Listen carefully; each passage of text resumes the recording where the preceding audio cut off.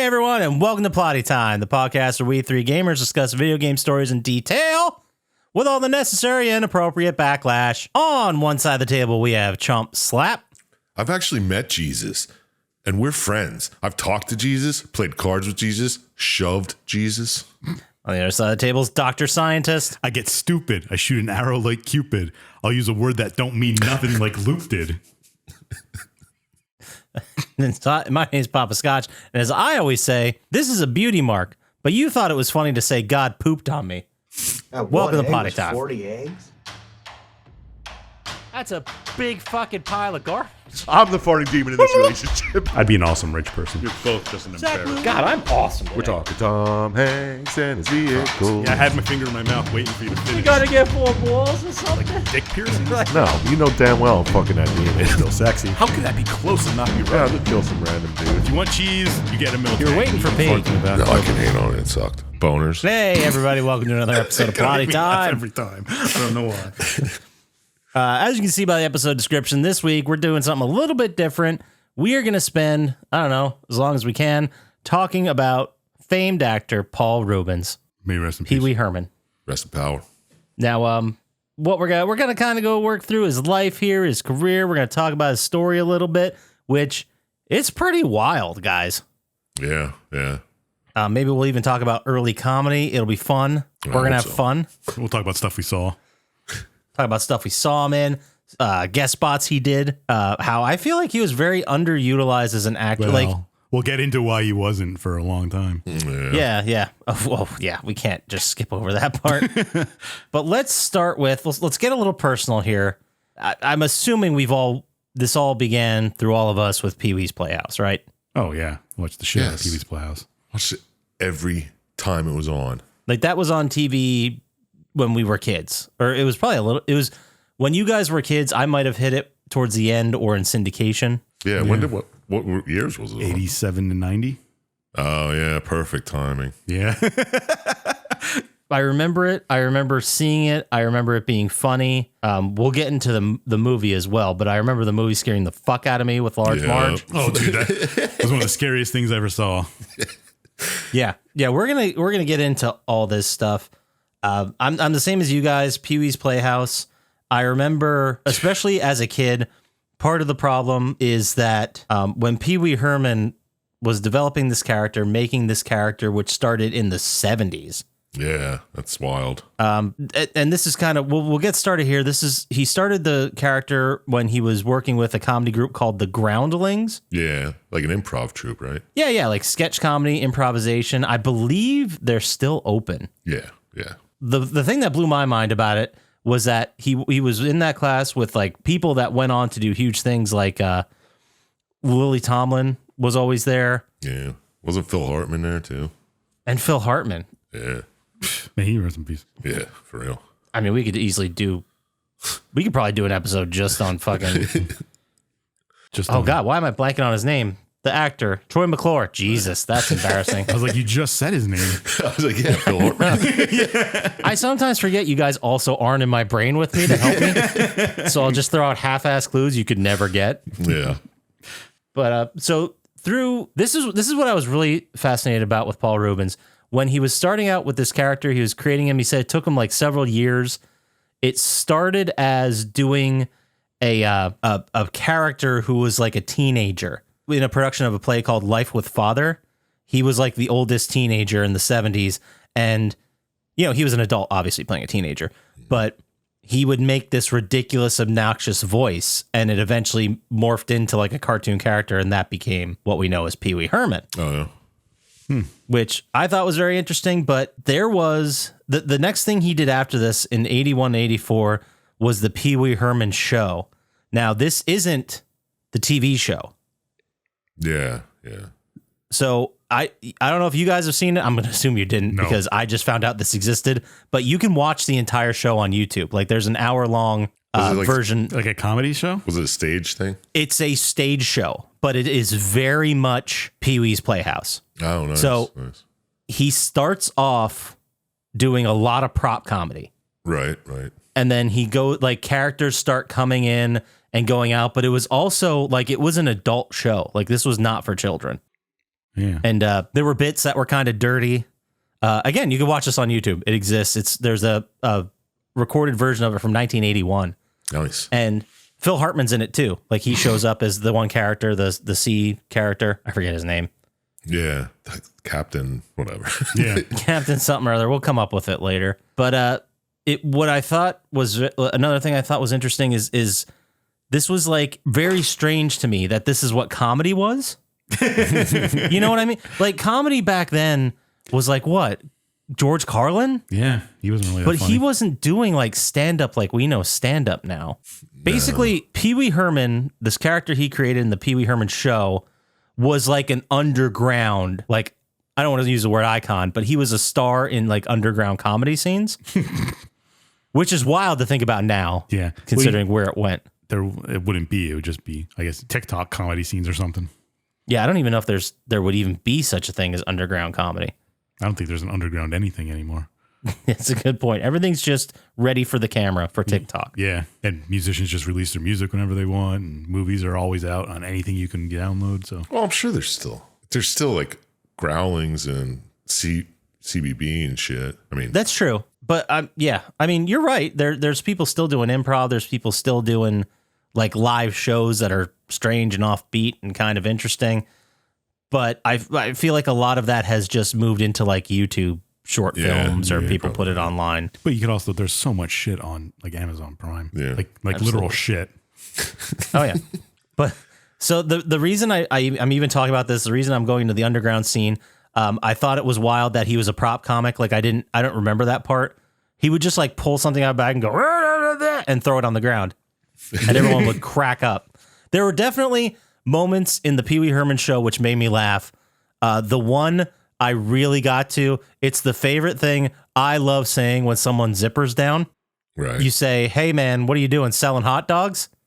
I've never heard you say that before, but I love saying that. It always makes me laugh. I don't always say it out loud, but see a zipper down and you're like, that's why you laugh when you see people with their zipper down. I just think It's not as weird as I thought it was. that's one of the funnier ways to tell people that their fly's open.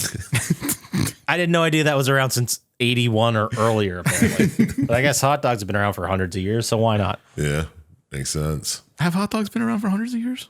At least 100. Well, that's not hundreds, but Yes. It's been at least 200 years. okay. All right.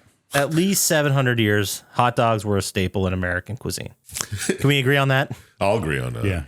Thank you. When he was doing this routine and this comedy thing underground, people were coming to it. They were checking it out. It was like the cool thing to do, which is wild.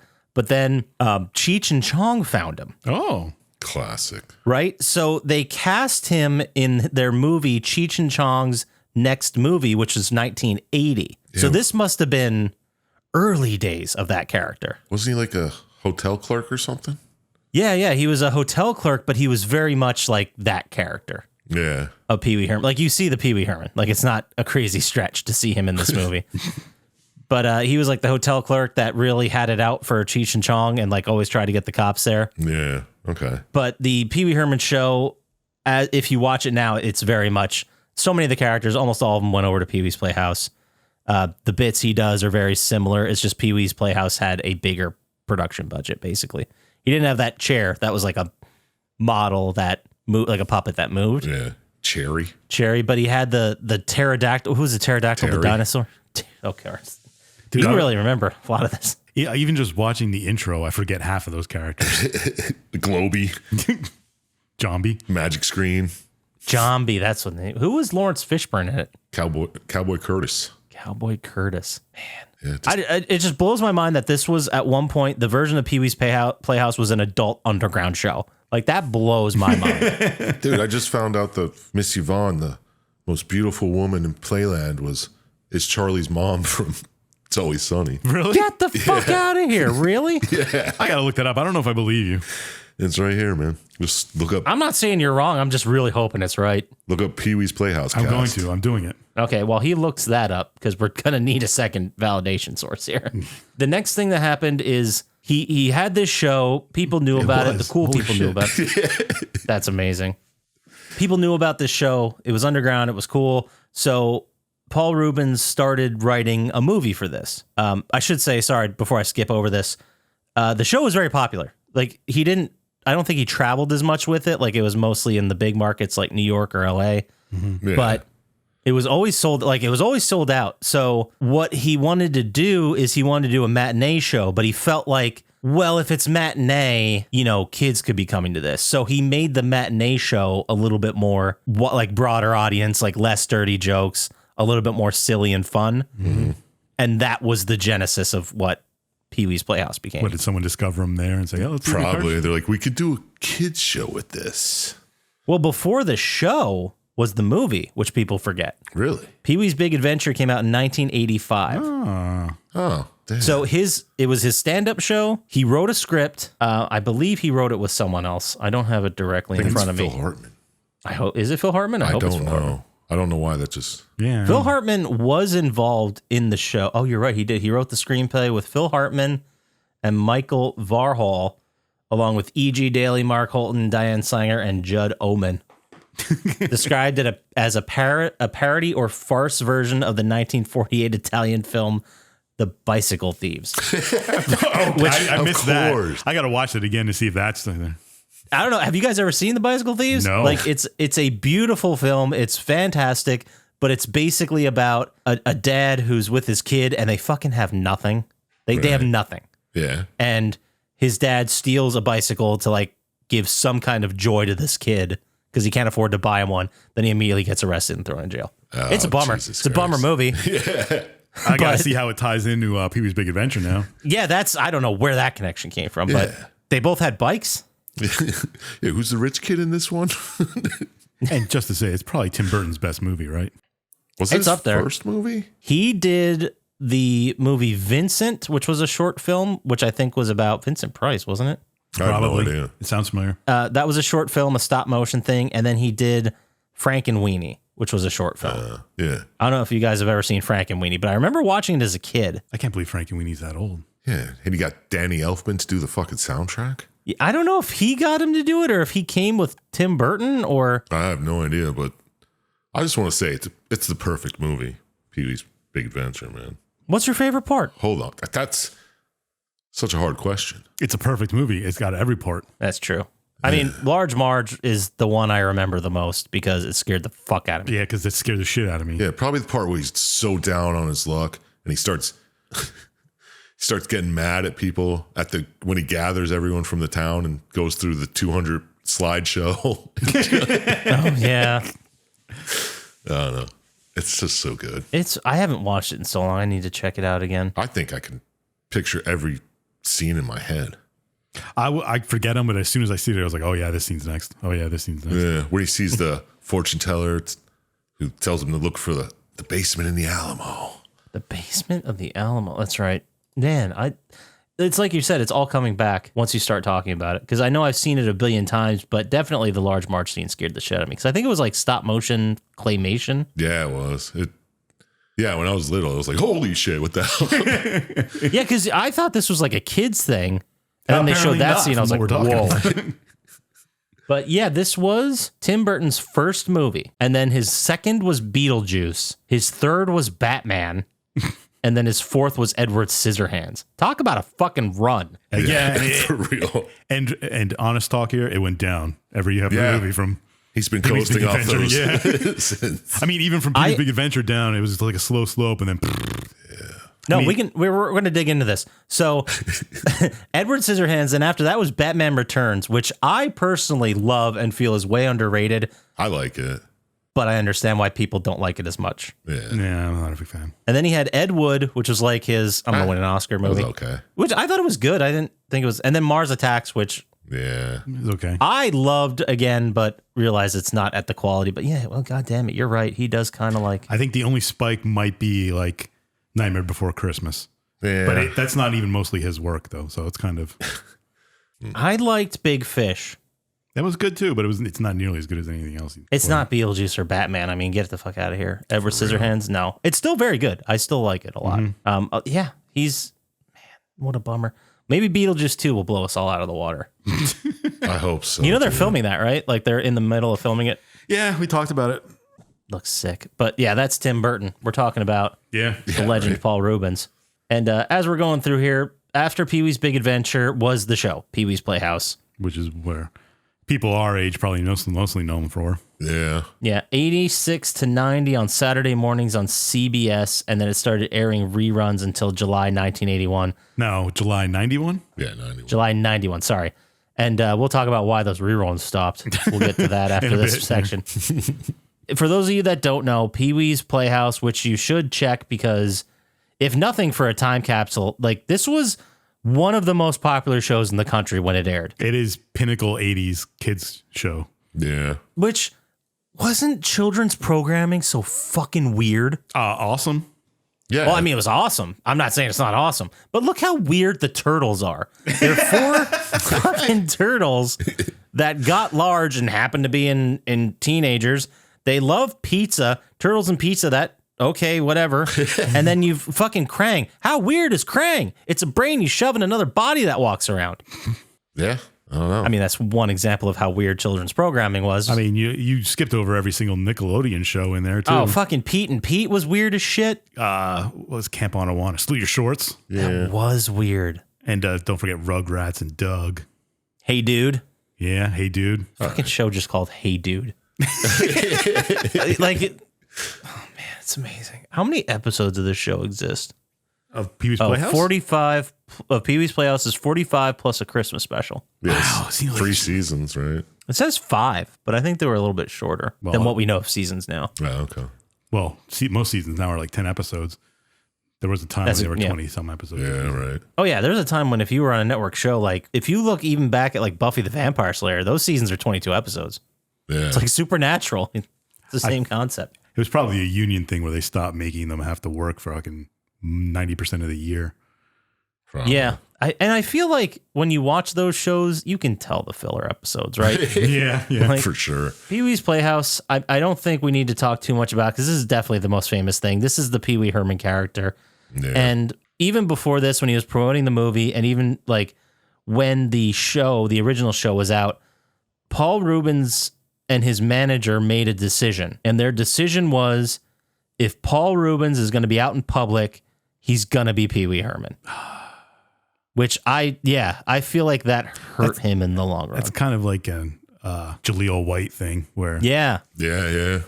you can't hard to think of him outside of Steve Urkel. It's true. Yeah, like the character is so big and so popular that you can't imagine that actor doing anything else. Yeah. And I mean, it's true. Like that's how everyone saw him. He was Pee Wee Herman. Did he have other acting roles? Yeah, he did other things, but he was always, oh shit, that's Pee Wee. Yeah, exactly. Which I think, I mean, it was probably great for the show. I'm sure he got paid. He sold all kinds of toys and shit. Mm-hmm. Like he did well with it, but I think ultimately it ended up hurting him in the long run. But besides just that, The next thing hardly hurt him too. yeah, the next thing probably hurt him too. Does anybody else want to talk about, lead us into it? Yeah. Dr. Syintist, maybe? Tell us what happened here. Well, I don't remember the specifics. It's allegedly. Oh, It was he thrown never out of charged? court. Okay. But he was caught masturbating in a porno theater? Allegedly. Allegedly. See, the thing is, I don't know if he was even caught. I don't know either. Or was he just caught at the movie theater? Well, they say, the arrest record or whatever was like, they saw him doing it. Or, But he was never convicted of anything, so he's an innocent man. yes. They said indecent exposure. There's also a fun conspiracy theory. Let's get through the main thing here. Probably but someone who wanted to end Pee-wee's Playhouse. it was, well, what happened was he was in a porno theater. As he was leaving, undercover cops arrested him and several other people. And then Paul Reubens basically said, like, hey, I'm Pee Wee Herman. Like, if you want me to do like your kid's party, maybe we can do that and this whole thing will go away. Mm. And then he said the same thing to the officer when he got to the... What exactly station. is the crime for going to a porno theater? Well, they say charged him with indecent exposure. Yeah, they said okay. it was had his dick out. Yeah, all of them in there did. Yeah. That's the thing, too. Like, when I was growing up as a kid, the joke was always, that's what happened in a porn theater, right? Like, that's what... Well, I mean, it's not a joke. It's what you kind of... Yeah. That's what people are there for, right? Yeah. Like that's, No, and if you don't want to see watch that, you don't go to a porno theater. It was 91, like VHS was out, you know? Yeah. Like, well, these are like porno theaters were classics dying. No, he was into classic shit. Yeah, he's in the classic shit. He sure is. And we're going to talk about that too later. Yeah. Yeah, allegedly the whole thing got thrown out. And this was, a lot of people said this killed the Pee-wee character, but It kind of did. it kind of did. Like, it's not a great look for a basically I saw child actor. He's an actor character.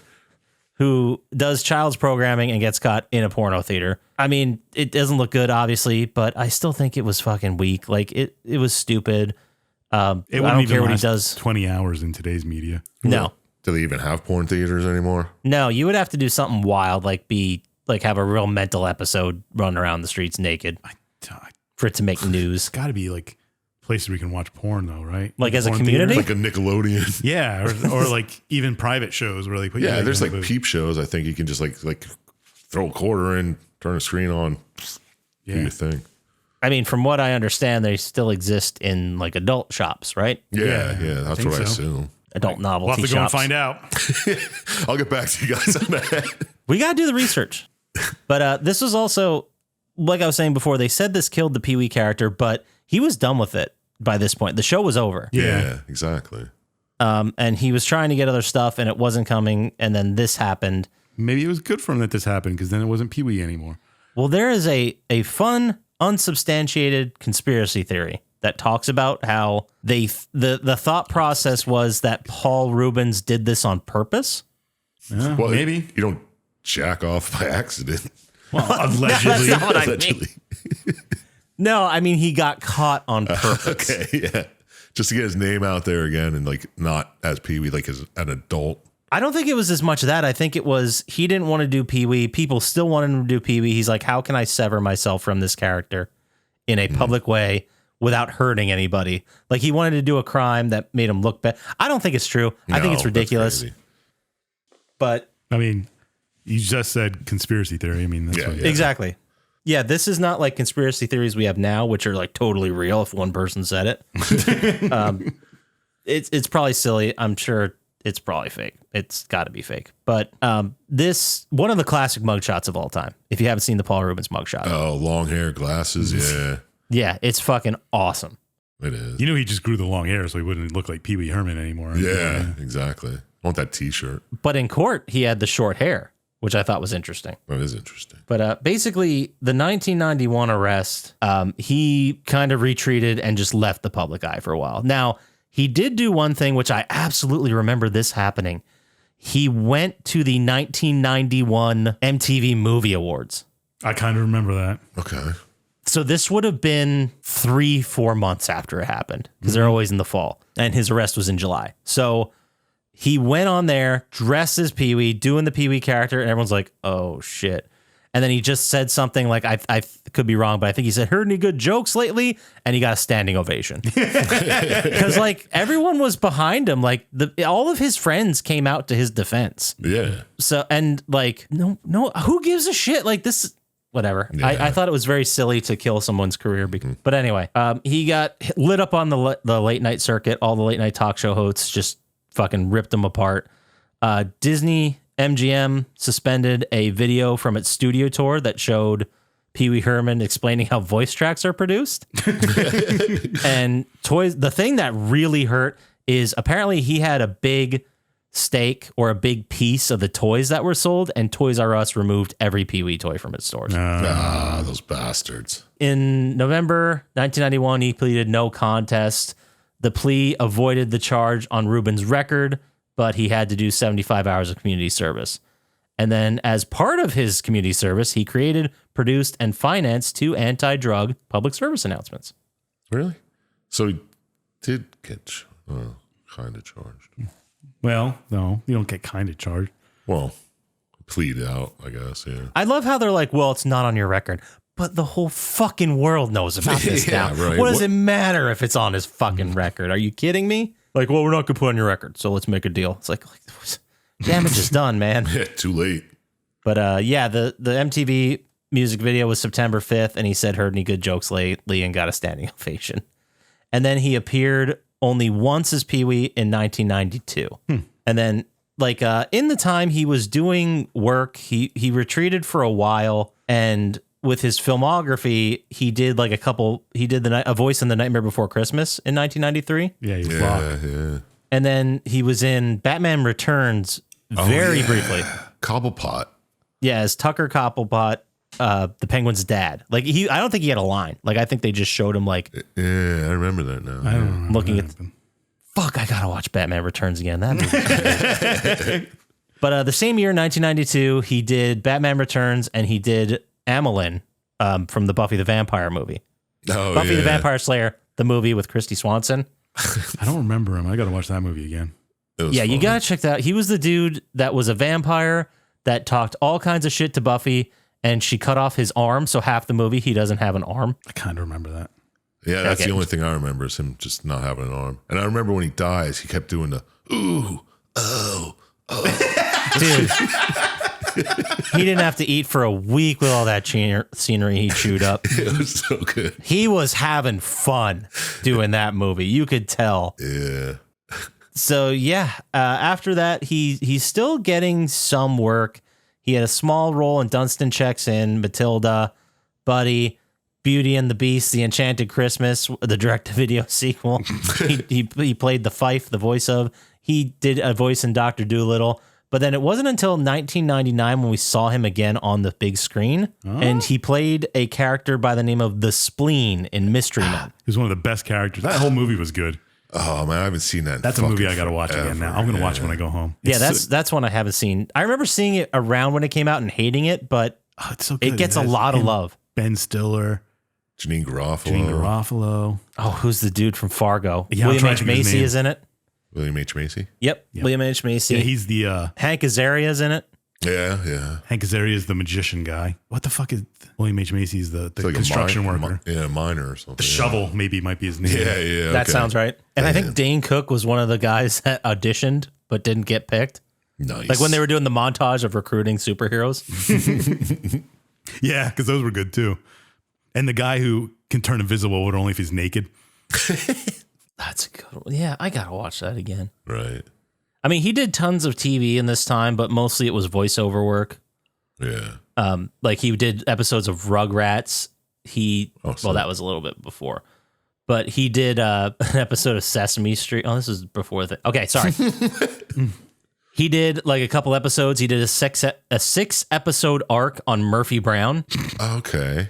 Didn't watch Murphy Brown, so I don't know. I remember my parents watching it, and it was on in like syndication around dinner. So Yeah. I know might I've have seen it. some episodes. Seen it in the background or something. I remember Murphy Brown wearing a shitload of beige, Yeah. like brown. beige on brown on tan on. Yeah.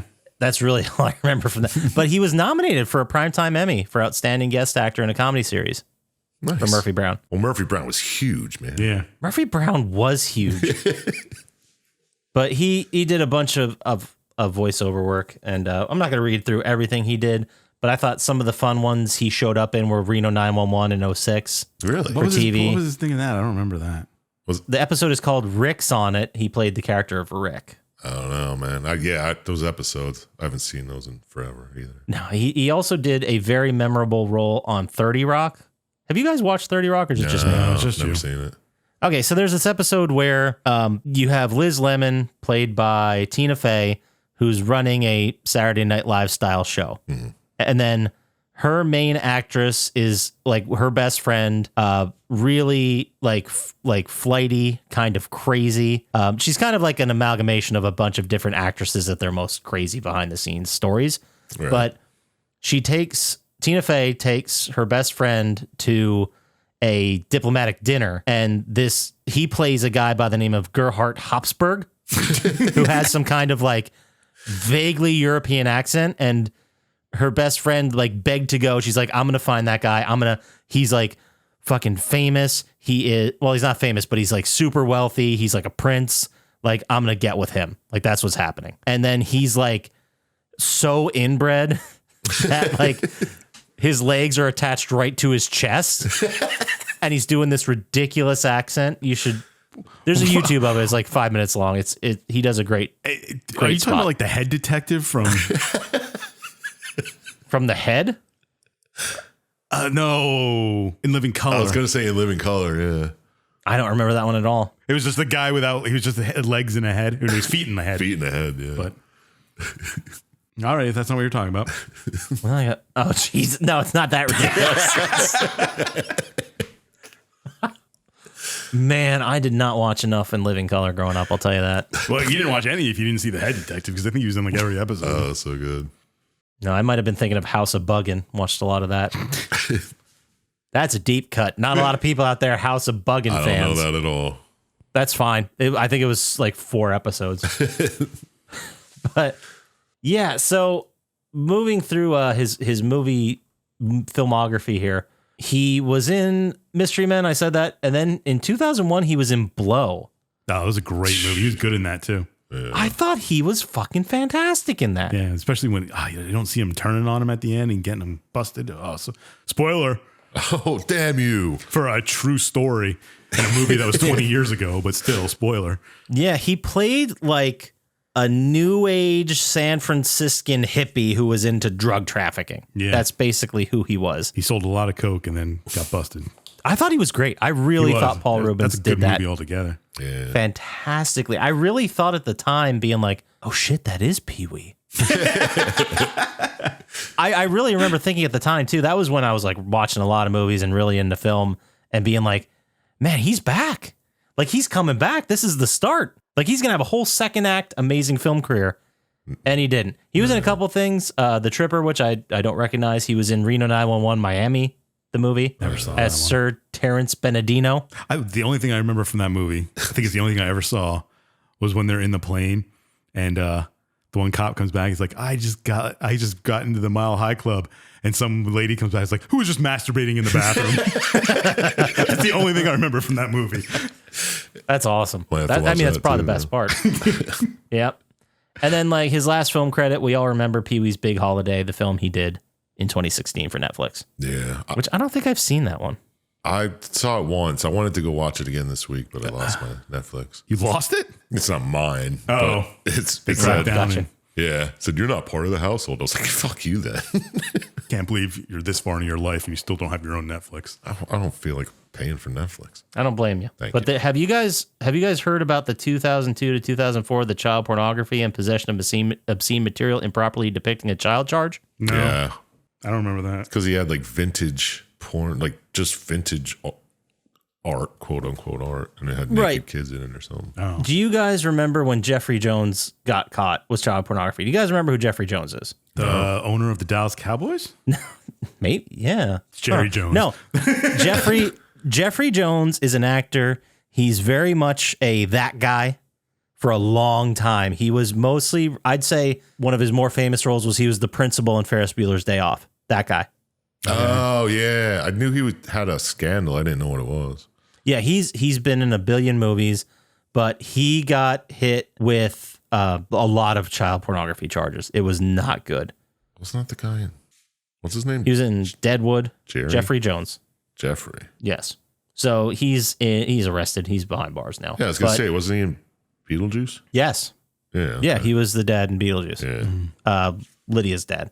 Right. This Jerry Jones thing happened, and one of the witnesses in that case tipped him off to Paul Reubens and said that he had a bunch of stuff. But apparently, they went through 70,000 items that Paul Reubens had of kitsch memorabilia, grainy videotapes, dozens of photographs that the city's attorney said was child pornography. But at the time, he was like, that's not accurate. That is not what I have. That's ridiculous. He collected or did collect, might have collected till now, a bunch of 30 to 100-year-old kitsch collectible images. So basically, he just liked porn, I guess. Mm-hmm. So he collected a bunch of stuff that over the years was like representative of the history of pornography and how that came up. And they tried to hit him with that. They looked at the collection he had, his computer, and they found nothing that would be a felony. And then they formally charged him on the last day allowed by statute, and he pleaded not guilty. And then the child pornography stuff was completely dropped if Reubens would have taken a guilty plea to a lesser misdemeanor obscenity charge. Yeah. So they just wanted, yeah, that's fucking. They're can't- like, we went through wait, all did- this and you're going to get hit with something. That's what they said. Yeah. Did he do that? I mean, it seems hard to get anybody on an obscenity charge. Well, he had these pictures, these, Well, I mean, yeah. it has to be something ridiculous for it to be obscenity. I also thought it was very strange. Like it says the next 3 years, he required to register his address with the sheriff's office and cannot be in the company of minors without permission of their parent or legal guardian. For 3 years? Like, that's so weird. Yeah. Yeah. But he said later, like years after this was done, he was a collector of erotica and he liked films and muscle magazines, a sizable collection of mostly homosexual vintage erotica, such as photographic studies of teen nudes. So I think it was a thing where they found all these pictures. They're like, some of these are definitely kids, but no one could prove it. And he's like, I just collect this stuff. Yeah, he just collects weird shit. I mean, look at him. He's Pee-wee. He's weird. Like, yeah. They said the reason that he was even associated at all with Jeffrey Jones is because he was an avid collector and he purchased a lot of bulk lots and he knew the collectors in that industry, which also knew Jeffrey Jones, I guess. yeah. And but there were several people. One of the guys that they interviewed, who was one of these vintage dealers, they said Reubens would ask him, like he'd come to him often for physique magazines, vintage 60s stuff. He's like, he never asked me about anything involving kids, ever. There was never any interest or talk or any of that stuff. Yeah, he just wanted some weird shit you guys got. Yeah. I mean, if you're just collecting vintage porn, like it seems pretty harmless, right? It doesn't seem it is. Like, yeah, it seems like both these legal issues that he ran into, like, I don't know. It's hard for me to be like villainize this guy. It seems more of a anti-non-hetero thing. Yeah, like you're not playing by the societal rules. And while we can't nail you to the wall, we're gonna bring something again. Like we're gonna find something to charge you with. Yeah. And that's why both of these were lesser dumb. Yeah, they just wanted a big name to fucking do something against. It's bullshit. Yeah. He recently passed away, as everybody knows by now. He is very fondly remembered by his friends and people in Hollywood. Everyone seemed to love him. I'm sure kids from the 80s still love him. Yeah, I mean, I still love the guy, man. Fucking awesome. I just wish he would have got like more, like really got into film more and got himself up there. Not that it was his fault, obviously, but that man had acting talent. I would have loved to see more of that. Yeah, for real. Just like see him, what he could have done, you know? I thought it was very interesting. Yeah, exactly. I thought it was very interesting, too, that he was a heavy smoker and he hired security. Well, he was a heavy smoker, not his whole life, but during the Pee-wee's Playhouse show. And he said that he hired a security guard to make sure that no kids ever saw him smoking as Pee-wee Herman. That's wild. Yeah. He refused to endorse candy bars and other unhealthy food. He would later say in 1999 that he didn't want to be associated with any of that stuff that was like harmful to kids. Like he didn't want to just peddle sugary shit, which I thought was kind of admirable. I mean, he probably could have made a lot more money selling fucking candy. Mm-hmm. Yeah. Well, he's a good guy. Yeah, got a star on the Hollywood Walk of Fame in '89. They said that the Pee-wee franchise with toys, clothes, and other items had, in its peak, generated $25 million for him, which I thought was... Wow. Yeah, like he was never... Yeah, what is he going to do with that money? Buy fucking weird porno. Yeah, of course, man. Come on. That's what most people would probably do. Not me, obviously, but most people. Definitely. But yeah, he died recently, July 30th, 2023 at Cedars-Sinai Medical Center in Los Angeles. 6 years ago, he was diagnosed with cancer. Yeah, right and after he that just never... Vacation movie came out. Yeah, and he just never told anybody. Nobody knew. Yeah, that's wild. Well, that's what Chadwick Boseman did it too. He was Black Panther, and all of a sudden he died. He's like, oh yeah, he's had colon cancer for all these years. God, that's a bummer. Hey, you don't want people to fucking worry about you. Yeah. No, I get it. Like it's his disease. It's his choice. Like he could have said it 6 years ago and got this whole pity party, but he's like, no. His final statement that he released before he died, well, that he had ready before he died was, please accept my apology for not going public with what I've been facing the last 6 years. I have always felt a huge amount of love and respect from my friends, fans, and supporters. I have loved you all so much and enjoyed making art for you. Yeah. Perfect. Nobody needed to hear about it before that. That's fine. Yeah. I mean, it's his choice. It's his decision.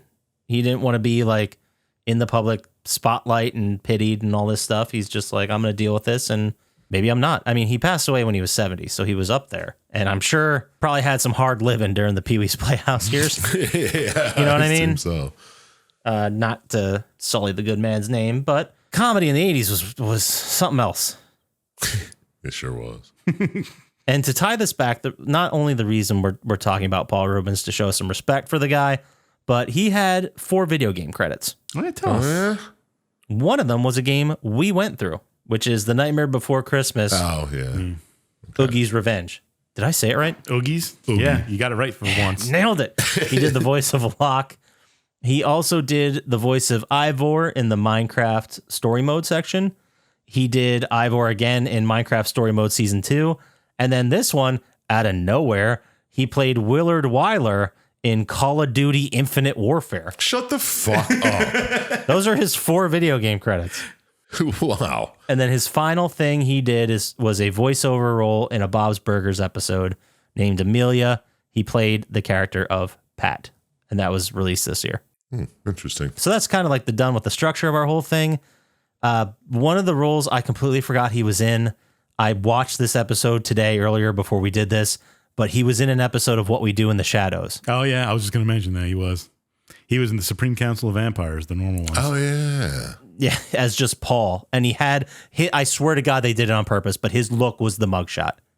Yeah. Like that's Yeah, what his it's facial. him, Tilda Swinton. Who's the guy that played Blade? Wesley Snipes. Wesley Snipes. Oh, yeah. It had the vampires from the movie, from the What We Do in the Shadows I movie. have never seen the movie, to be honest. Oh, dude, it's great. Did they- It's really great. Did they do that to like pay homage to his role in the Buffy movie, maybe? Maybe. I want to find the episode and find everybody who was in it, because there was other people. There was all of them who were in the council of Vampires. I love how in that episode they're like, Wesley Snipes, he's a vampire hunter. Yes, but he's half vampire, so we have to respect it. Oh, and he was also on an episode of Comedy Bang Bang, man. Ooh, as himself, was he a guest or was he a character? He's a guest as himself. Okay. He brings out a bag of trail mix, which is all M&Ms. Awesome. Oh yeah, Danny Trejo was in there. Yeah, he was the Evan Rachel Wood. Yep. Dave Bautista was in there. I forgot about him. Dave Bautista was not on the council, but there was I don't know if you guys remember, I just watched it, so it's very fresh. But when they go to the building, it's like an office building. They go to the basement. They get led into a room by the floating woman, Kristen Schall's character. Yeah. I think this was her first episode in this show, which was season 1, by the way. I didn't know she was Is there it that really? long. Jesus. And so she leads them into a room, and there's 2 people sitting there, and one is vampire Dave Bautista, and one is Vasilika the Defiler, another woman. And they're in there talking to him all freaked out. And then they're like, we're not the council. We've been in here for, oh God, it must be thousands of years by now. We're captors. And then the woman comes in, or Kristen Schaal comes in and leads him out. But they're like, it must be 1,000 years by now. It's like, when were you in prison? 1932. They're like, it's 2023. Like, it's been 90 years. That's it. And they were just so bummed. Then she's like, okay, guys, you can come see the council now. Taika Waititi's in it too. Yeah. He's in the movie. Yeah. Oh, is he? Yeah. Yeah, him and Jermaine Clement and, oh God, what's the other guy's I name? don't remember the other guy. Dude, I always forget that Doug Jones plays the Baron, because he's burned up through most of the show. Oh, dude, oh my God, when they find him again later. Yeah, it's just the top half of his body. And he's riding the fucking dog. I lost it. Guys, go watch What We Do in the Shadows, if not only for Paul Reubens. I mean, we've sing his praises how many times? But Syintist, you got to watch the movie. It's fucking great. Yeah, it's pretty good. And then, so What We Do in the Shadows was a big one. And that was like one of his more recent roles. That was from 2019. So it would have been after his last movie. Yeah, he was. After his diagnosis, I think he was going for. Oh, yeah. Yeah. And then he did a voice in Teenage Mutant Ninja Turtles. But I think my favorite Paul Reubens is his role in Blow. Yeah. Either that or the Spleen. I didn't remember Mystery Men, so I just watched a clip of him as the Spleen. And he went to the group, like Hank Azaria, William H. Macy, they were in a diner. This is like the intro to the Spleen character, basically. Yeah, I know exactly what scene you're talking about. And he's like, let me join. They're like, no. He's like, but I'm a superhero and I'm awesome. And they're like, and then finally someone was like, fucking fine, what can you do? And then he farts and knocks out like 9 people at the bar. Yeah, like everybody's sitting at the table, at the bar. And I mean, even though I guess he's like kind of an asshole and everyone thinks he's gross and no one likes him, But that's a good role to have, knock out some people, sneak in an area. Yeah. You can move your fart wherever you want it to go. Dude, That'd I be wanna watch- great. I'd love to just fart. Like, imagine you're in a movie theater and one guy's got his phone out or something. You fart and you just blow right in his face. So it would be like the remote control Batarang in the Batman games. You just kind of fucking float it around, blast somebody. Dude, I want to watch that movie now because I'm picturing in my head the scene when all of them have to fight the main bad guy in it, and it's just like Ben Stiller's just standing on top of the guy's car, punching the roof like and he's not even doing anything to the guy. It's just Oh man, I don't remember. Fuck, I don't remember anything about it. I remember I was never a fan, but I got to give it another chance. Yeah, definitely now. it's just the stupid fun. And here's another wild credit. Do you guys remember? You guys obviously remember this. It's still going on, but the video game series You Don't Know Jack. Yeah. It's a game show for those of you that don't know. It's the announcer is a guy by the name of Cookie, who has a very fun voice. It's a offbeat, fun trivia type game. In 2001, they adapted it to a real game show. Yeah? That makes sense. It only lasted 6 episodes, and the host was Paul Reubens. Oh, I'd be sick if it was kept going. It's kind of hard to transfer to a non-video game format. Yeah, I guess. I don't know. I guess it was also kind of a joke because he played a host by the name of Troy Stevens. So he was playing a character of a game show host. Oh, that's pretty neat. I should check this out. This has got to be on YouTube somewhere, right? Yeah, I'd hope so. I was a big fan of that series when it came out. I still play it once in a while. It's a fun trivia game. It's fun to play with people. I don't have anybody to play with. Yeah, I've never played it because I don't have friends. I mean, it's still fun to play by yourself. Not as fun, I'll be honest. But we'll get a tournament going at our outing in November. No, all right. I like Fucking Jack Attack. That does sound fun. Yeah, but so real quick, passing through, I said my favorite Paul Reubens was Blow. How about you, Sir Chump Slap? What's your favorite non-Pee-wee Paul Reubens? I'll go with the Reno 911 rep, Paul Reubens. There you go. No, I'll, Excellent choice. Yeah. I mean, I'm going to go with the Call of Duty Infinite Warfare, Willard Wyler. I think that was I don't his even best know role. who. Yeah. I don't know who that was. I played that game, and I don't remember who Willard Wyler was. I just remember that being the Spacey one, I think. Yeah. Kevin Spacey. Well, yeah, I'd go with that, but he's always been Pee-wee to me, man. I don't really have any others. Okay, fair enough. I mean, he's great in Blow. He's great in fucking everything he did, but I just can't. I have to go with Pee-wee. I'm sorry. All right. Pee-wee. All right. Sorry. I didn't mean to His favorite non-Pee-wee is Pee-wee. Like, I'll go with the Penguin's dad then. There you go. Nailed it. Yeah, it's great. Nailed it. He was such a good role there. I mean, he explained, I think he wore a monocle. Yeah, I don't know. I don't remember. He But, had so much disgust for his flipper baby. You could see it in his face. yeah. Oh, he nailed it. Whatever he did. Whatever he did, he nailed it. That's a Chump Slap quote. Do you have one, Dr. Scientist? I already said it, the spleen. The spleen. You're right. You did. And with a close second of his character on What We Do in the Shadows, even though he was on for like one episode. Yeah, I can't remember any others. I mean, there. To be fair, after that 1991 incident, there was not a lot. Yeah. Which, again, damn shame. I did watch, when I was looking through Paul Reubens stuff on YouTube, there was a great story by Conan O'Brien about Paul Reubens. Like, they were friends, and he said that there was a Christmas party he had, like a small Christmas party Conan O'Brien threw, and he invited Paul, and he brought 13 gifts, like individually wrapped, and brought them all over. I guess he was an extremely thoughtful person, but yeah. But yeah, so anybody have anything else they want to say about Paul Reubens, or I guess we can wrap this one up. Rest in peace, man. Yeah. Rest in peace. We lost a good one.